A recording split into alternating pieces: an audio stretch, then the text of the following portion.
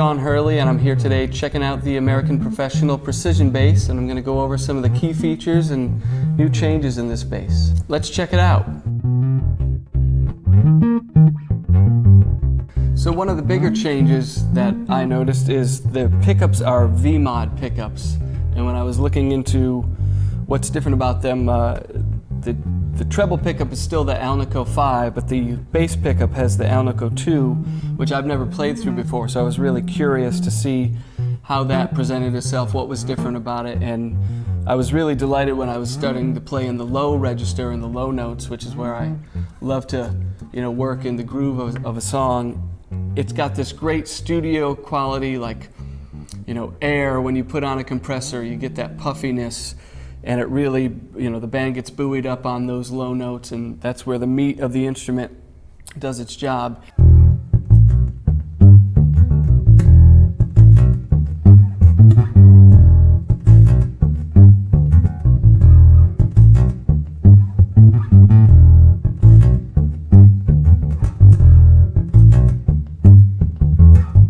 So the first thing that I noticed about the neck is it's a 63 P-bass shape, which I always appreciate anything grabbing from that golden era of Fender. I almost don't believe it when I grab it because it just seems so easy, and I wish I had a 63 that felt this good, because I've picked up so many vintage basses, and depending on who made it, they all can feel a little different, and I've got a 61 and a 66, and this thing feels right in that zone, but it also feels very easy to play, which makes, playing all night long or all day long less of a worry, and there's less fatigue.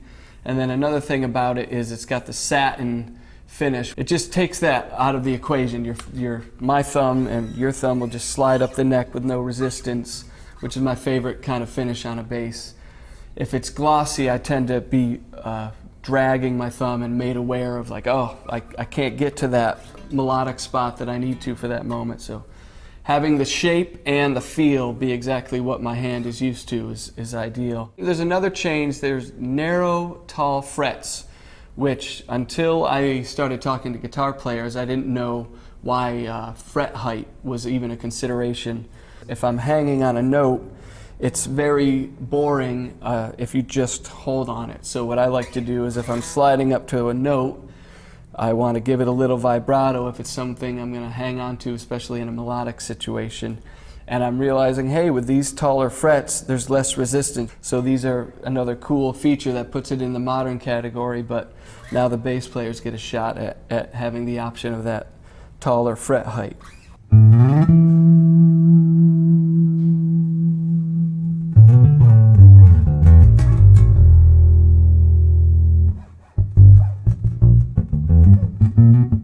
So another update you'll notice is the fluted tuners up top here, which they're angled in, so that's going to push the string down, and you're not going to have to rely on so many wraps to get that break to go properly with the A string right over the nut, which I always appreciate, and then it takes all the guesswork out of restringing.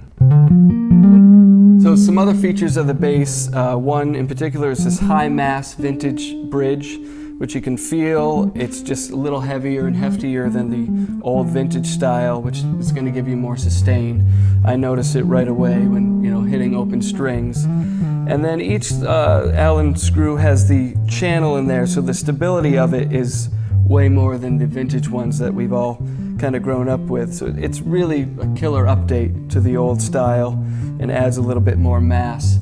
And then in the neck, you've got graphite rods on each side of the truss rod. They're Posiflex rods, which is going to cause the neck to stay more stable.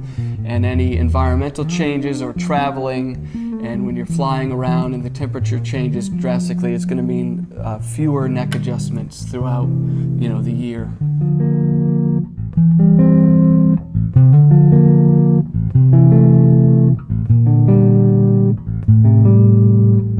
Thanks for checking out the American Professional P-Bass with me, and stay tuned here for more info and other great videos.